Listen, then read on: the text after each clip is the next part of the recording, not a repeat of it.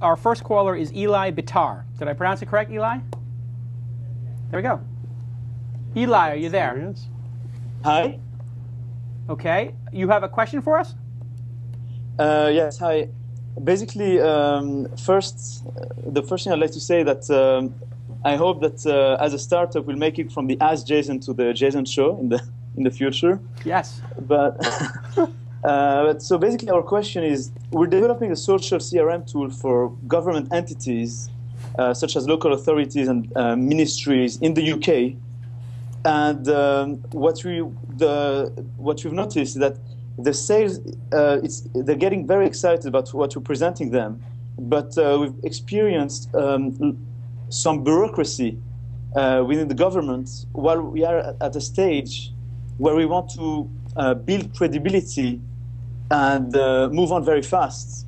So my question is, we've been doing a number of things to accelerate the sales cycle and by getting in touch with the right people, incentivizing certain people to sell our products on top of us. But I'd like to know what your suggestion would be to fasten it even more. Okay. Because we're on fire. Okay.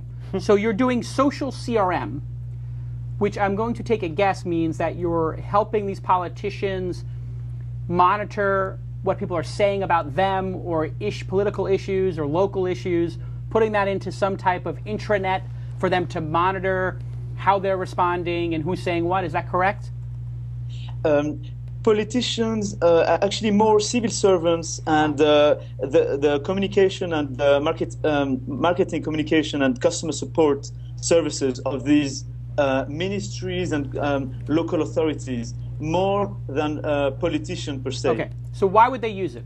What's the number one use case? Very simple, and you need to prove it, obviously, but it's cutting costs, because one of the main objectives of the UK government, it's called the NI14, is to reduce the number of avoidable contacts that are made by customer service support and the communication forums, and that's what we aim to do. Okay, so you still haven't said what the use case is. You said what the benefit is, but how would they use it? Is this like for their call center? Exactly. Complement their... Oh, sorry, there's been a delay. So yes, we have them monitor, engage in existing conversations across social media, real time, and scale them so that they can basically crowdsource the conversations with the customers, the citizens. Got it.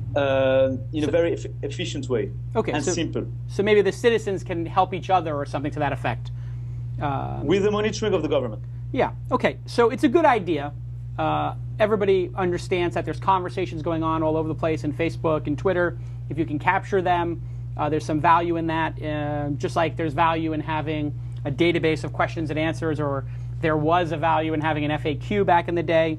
But you're dealing with a very slow bureaucracy. So there are two things you can do. One is, why are you only doing this for politicians or for political groups? I mean, or for governments. You should have a range of clients, and picking the slowest client as your first client base, probably not the brightest idea, to be honest. Second thing is, you got to give it to them for free, let them use it for 6 months, get addicted to it, and then start charging them. So are you doing what they call the freemium model? And why are you only going after governments? Why don't you start with something that could really use this, like a restaurant or a store or a other type of business that would be very quick to spend money on it? Okay. The first thing is that in terms of verticals, we've been focusing on specific verticals, a vertical rather than trying to do everything at the same time. So obviously we're going to look to focus on a number of others. In terms of why choosing something that is slow, why not choosing something that could go much faster, like restaurants or local areas, is that we've been interacting a lot with the local authorities so far and ministries, etc., and making presentations. So it has been slow in a way, true, but our product is extremely adapted to this vertical right now. Okay. In terms of specific features. And your last point was about the freemium model.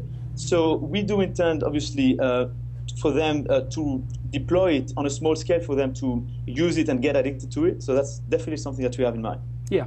I think the other thing you might want to consider is something that a company called Get Satisfaction has done and other companies have done, which is if they're one thing you can do is give it to them for free and then try to get them to pay. Another thing you can do is set it up for them, seed the community, and let them take ownership of it later. LinkedIn did this with their pages.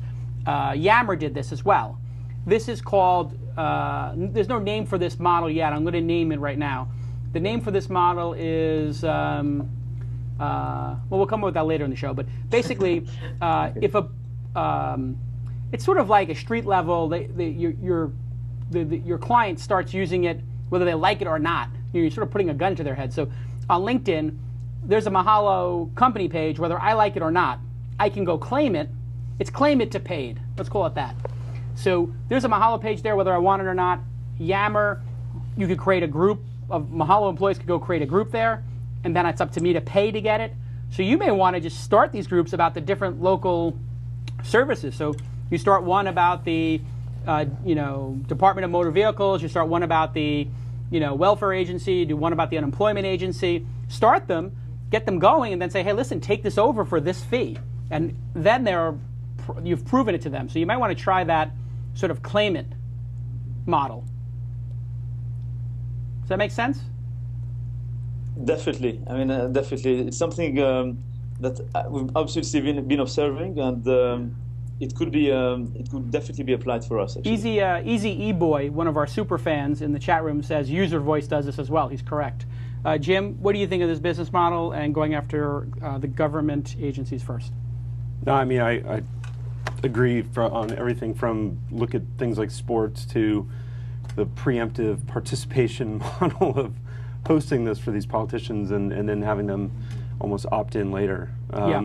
It just seems like, I mean, if you're trying to get the word out, it seems like a no-brainer PR area too. I mean, especially in the UK. I mean, they would eat this up if there were actually politicians engaging their communities. Yeah. And if you do that, you'll have 10 of them coming to you the next day to try to set it up. So yeah, and you got to be careful with this because as some people are pointing out in the chat room here, if you do it too aggressively, you will have what happened to Get Satisfaction, which is they had a little bit of a user revolt because people were like, hey, I don't want you to set up a customer support section for my company. Take it down. And they're like, well, we can put it up because it's up to the community if they want to have it or not. And so you don't want to be too aggressive with it. And you want to make it clear that this is not sponsored. It's an unofficial. So you can say this is an unofficial guide to the Department of Motor Vehicles. We hope that they listen to what's going on in here, but we can't guarantee that. So good luck with it. What's the name of the company? Do you have a name for this company? Thank you very much. The name of the company is Crowdsourcing Services Limited, and our current URL, which is not live, is CaseFeed. That's no problem. Wait. .com. Case what? Sorry, CaseFeed.com. CaseFeed? CaseFeed? Yes. Okay, that makes no sense. I don't know what that domain means.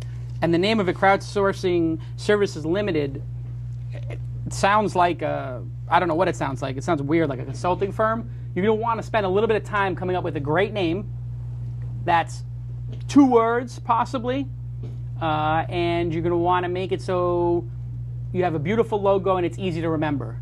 And it could be suggestive of what you're doing.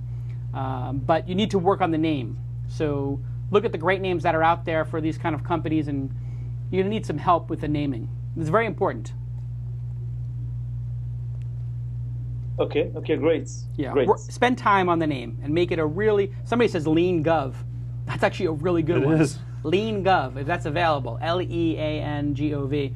And that person just bought it. That person bought it, but like you could say, because you're doing gov, right? So you have gov, and you have the .gov domain, which I don't think you can get, but .gov does mean government. So you have that as a suffix, and then you can put something in front of it, right? Like better gov, or good gov, or best gov, or better gov, or you can start playing with these things. Like last week we had Pure Cause on, and that name I remember like crazy. Pure Cause, right? PureCause.com. Or in Web 1.0 we had EasyGov. EasyGov. And FirstGov, right? Yeah, I mean, but Gov is a good one, And so play with the two words, suffix, prefix. You could have gov something, gov stir, gov ist. This is how you would name it if it was an editorial brand. But you could have gov works. That was the name of a company already. Gov something, gov solutions. That's probably taken. But come up with something suggestive.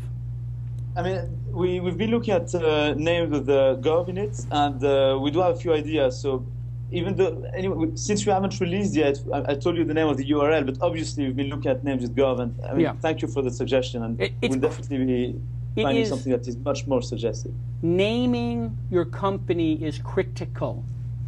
Mahalo. Mahalo. Known word.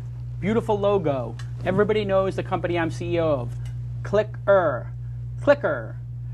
Jim Lanzone's company. Ask.com, his previous company.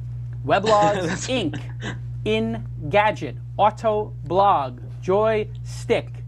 Not Crowdsourcing Services Limited. Case Feed. What are you talking about? You have to spend time on this. This is critical. This is like you're going on a date with a girl, and the clothes you wear and the shoes you wear, that's how she's going to judge you. You have to wear the right shoes, or else it's a non-starter.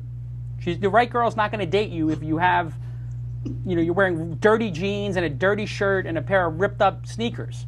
It's over, unless there's like some emo girl or maybe if you're in Silver Lake or something. I don't know. Anyway, take it seriously, because you're not taking it serious enough right now. Naming, very important. Okay.